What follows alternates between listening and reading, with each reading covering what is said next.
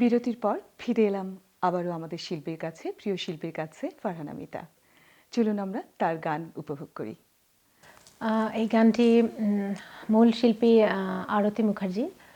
আমার আম্মুর কাছ থেকে তো সবসময় আমি শুনেছি এই গানটা, তো আমি চেষ্টা করছি। খুবই মিষ্টি, আরতি মুখার্জির গলা তো খুবই মিষ্টি, তো আমি চেষ্টা করছি গানটা করার।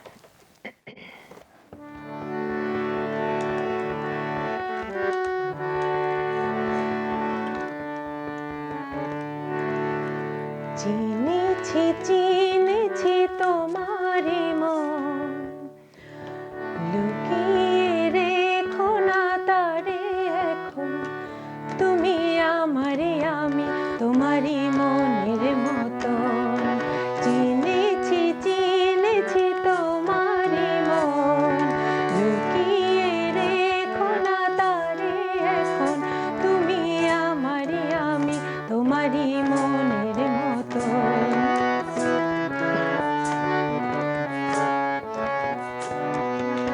এত কাছে তুমি ছিলে, বুঝিনি তো ভালোবেসেছিলে। এত কাছে তুমি ছিলে, বুঝিনি তো ভালোবেসেছিলে। আমিও তোমার প্রেমে তখন জানি না হারিয়ে গেছি কখন। তুমি আমারই, আমি তোমারই মনের মতো। চিনেছি চিনেছি তোমারই মন, লুকিয়ে রেখো না তারে এখন। তুমি আমারই, আমি তোমারই মনের মতো।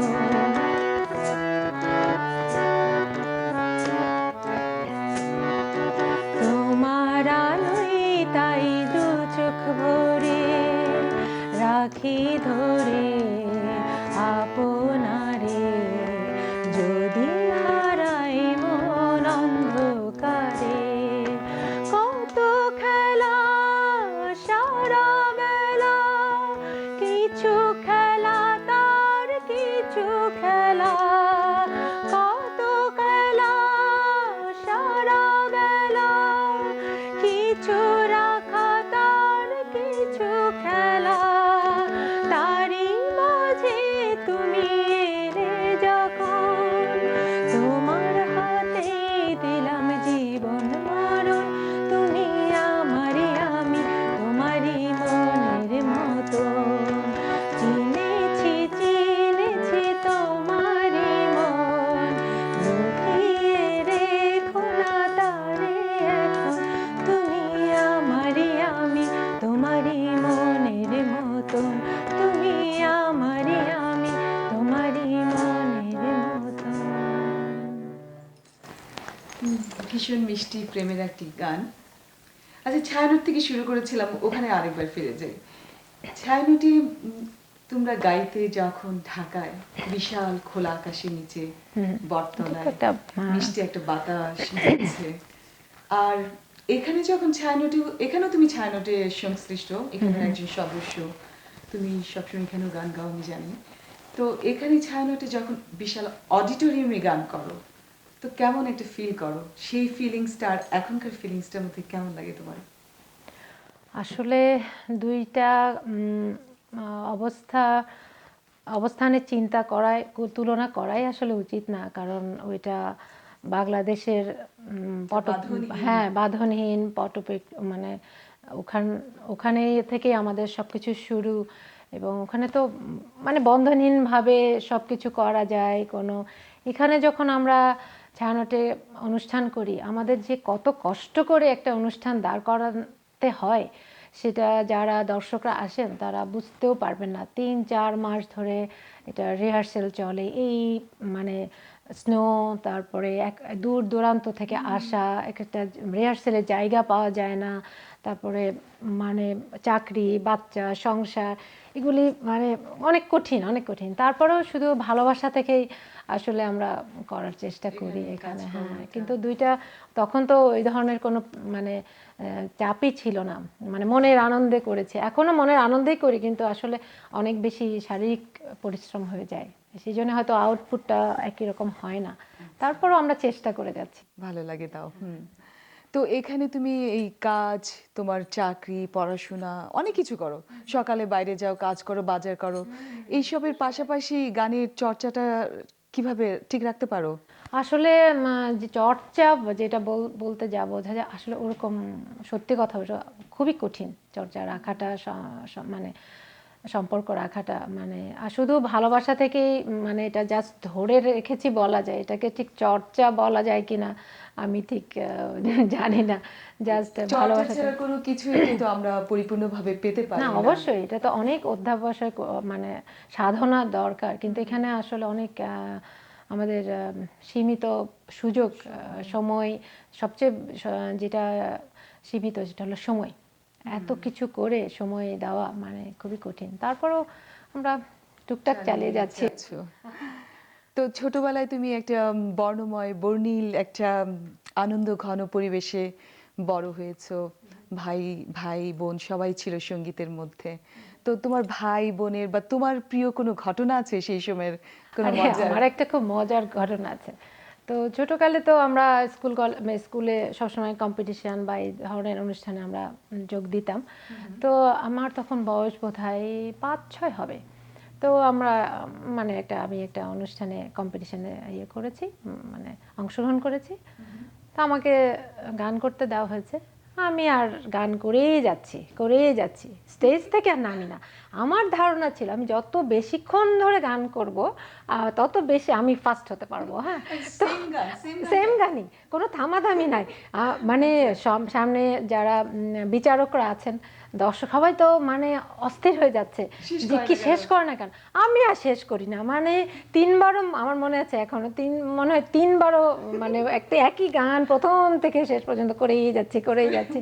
তো তারপরে আমার আম্মু তো অনেক বকাটকা দিল যে কি ব্যাপার, কিন্তু তখন তো আমার মনে হচ্ছিল আমাকে ফার্স্ট হতে হলে এই অনেক বেশিক্ষণ ধরে গান করতে হবে। এটা আমার খুবই মানে আমার হাসির একটা ব্যাপার। আচ্ছা, তাহলে তোমার আরেকটা ভালো লাগার গান শুনতে চাই এবার। কোন গানটি গাইবে? আচ্ছা, আমি এখন চেষ্টা করছি আমাদের বাংলাদেশের অত্যন্ত জনপ্রিয় সঙ্গীত শিল্পী ফেরদৌসী রহমানের একটা গান। উনি তো মানে ওনার গানের কথা কি বলবো, উনি এত ভার্সেটাইল, উনি সব গানের সঙ্গীতের সব শাখাতেই অত্যন্ত পারদর্শী।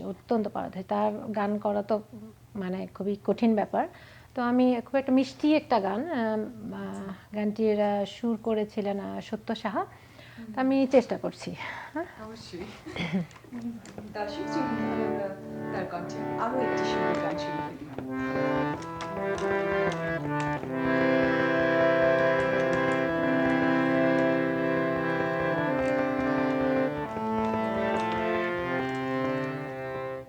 যারে ছায়া পড়েছে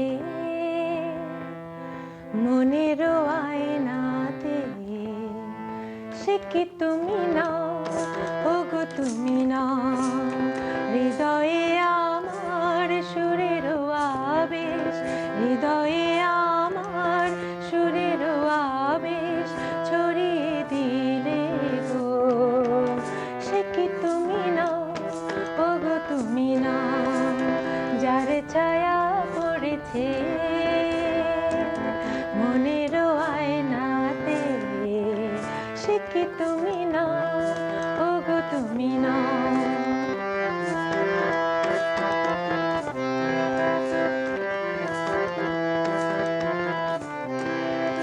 তুমি কি গো ছবি হয়ে থাকবে, কখনো কি নাম ধরে ডাকবে?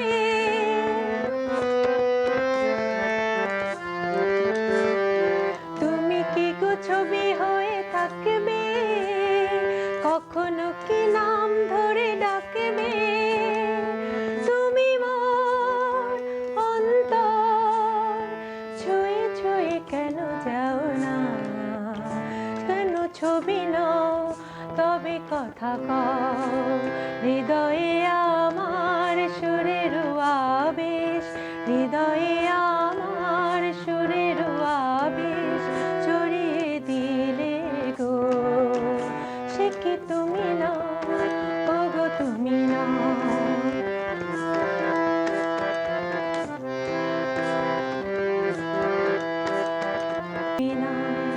সে কি তুমি না, ওগো তুমি না। আমরা দারুণ একটা সময়ের মধ্যে আছি এখন, ভীষণ ভালো লাগছে তোমার গান, তোমার কথা। তো তুমি ইউনিভার্সিটিতে কোন সাবজেক্টে পড়তে? আমি সমাজবিজ্ঞানে মাস্টার্স করেছি। হ্যাঁ। আচ্ছা, বিশ্ববিদ্যালয়ে পড়ার সময় তোমরা নিশ্চয়ই অনেক গান গাইতে। কি কি গান গাইতে তখন? তখন তো আসলে মানে গানের তো কোনো আসলে শেষ নাই। যখন যে অনুষ্ঠান বা আমাদের যে মানে দিবসগুলি আসতো, 16 ডিসেম্বর বা 21শে ফেব্রুয়ারি বা আমাদের 26শে মার্চ। 26শে মার্চ, এগুলো তো আছেই। তাছাড়াও মানে ইউনিভার্সিটিতে কালচারাল অনুষ্ঠান সবসময় হতেই থাকে একটা না একটা।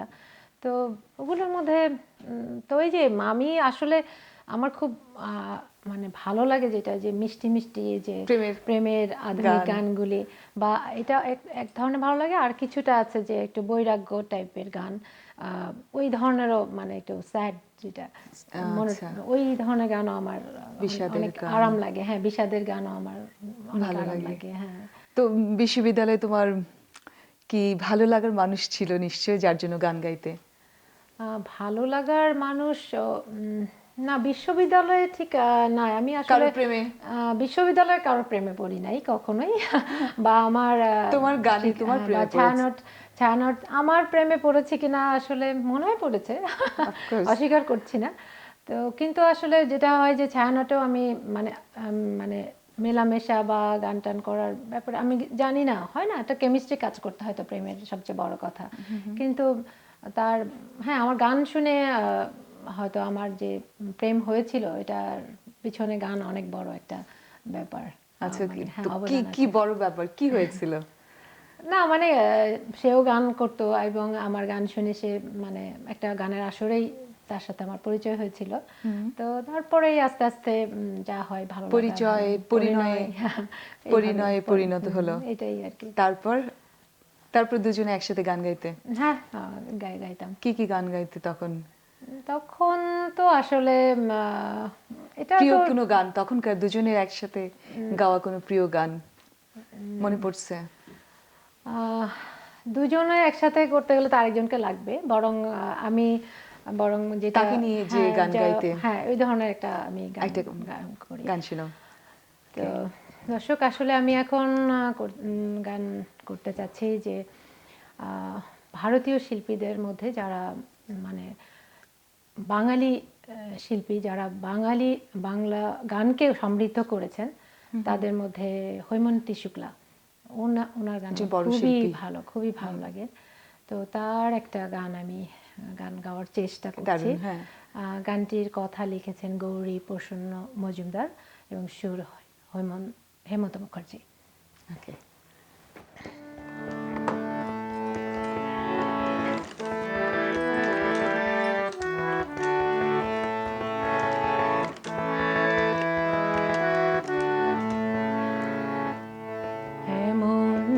স্বপ্ন কখনো দেখিনি আমি, মাটিতে যে আজ স্বর্গ এসেছে নামি, এমন স্বপ্ন কখনো দেখিনি আমি, মাটিতে যে আজ স্বর্গ এসেছে নামি।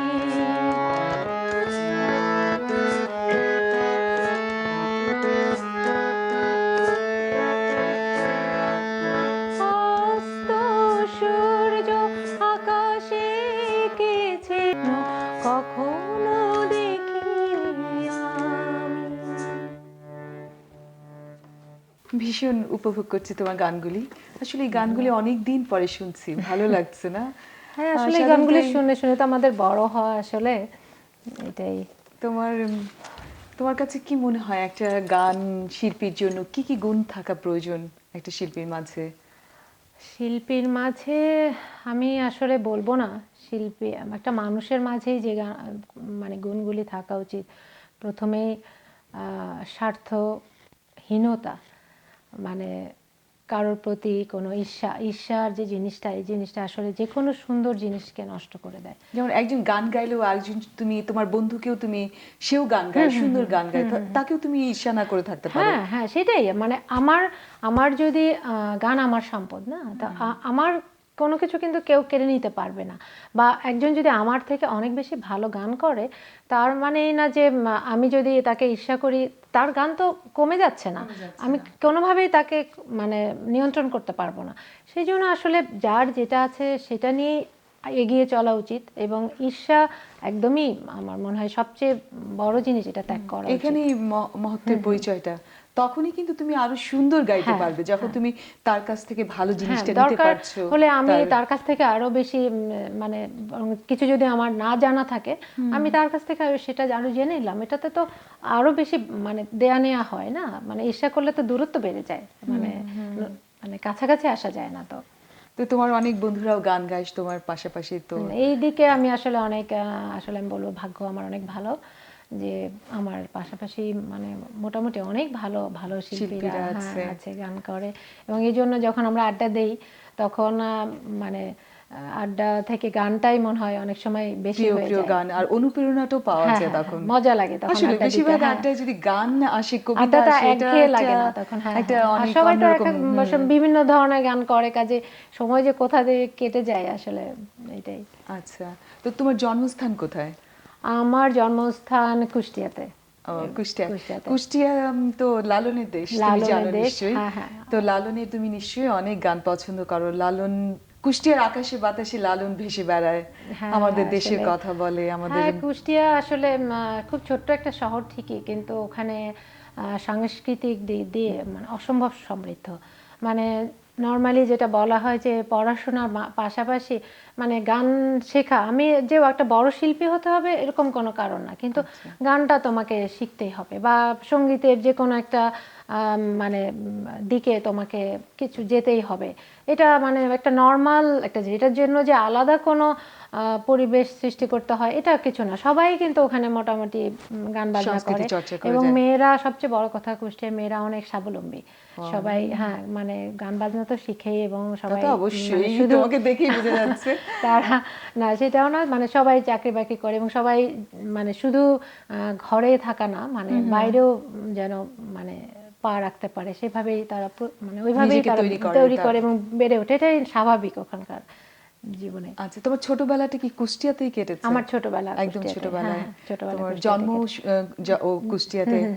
আর তোমার মা ছিলেন একজন অধ্যাপিকা, এবং শুনেছি রাজশাহী বিশ্ববিদ্যালয়ে অধ্যাপনা করতেন। না, রাজশাহীতে না, উনি কুষ্টিয়া কলেজেই করতেন।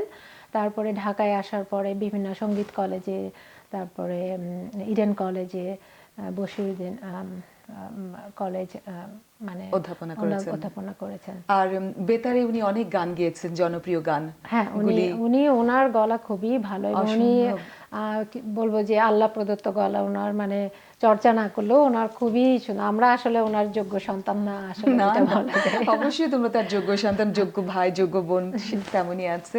তো আরেকটা ওনার একটা প্রিয় একটা গান শুনি তাহলে। আচ্ছা, ঠিক আছে, দেখি চেষ্টা করি। দর্শক বৃন্দ, আমি আর একটা পুরানো দিনের গান করছি। গানটি লতা মঙ্গেশকর, যিনি যার মতো শিল্পী শতবর্ষে হয়তো একজন জন্মায়। তো তার গান আসলে চেষ্টা করতে যাওয়া স্পর্ধার ব্যাপার, তারপরে আমি জাস্ট মনের আনন্দের জন্য আমি করছি। তো এই গানটির কথাও লিখেছেন গৌরীপ্রসন্ন মজুমদার, এবং সুর দিয়েছেন হেমন্ত মুখার্জি, এবং খুবই জনপ্রিয় একটি গান।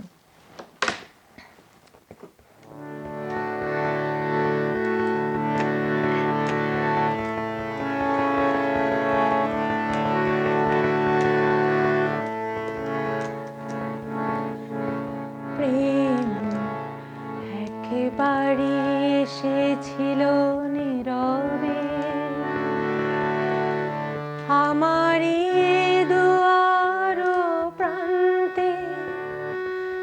তো হায় মৃদু পায় এসেছিল পারিনি তো জানতে প্রেম এক নিচ্ছি ছোট্ট একটি বিরতি, কোথাও যাবেন না, সঙ্গে থাকুন।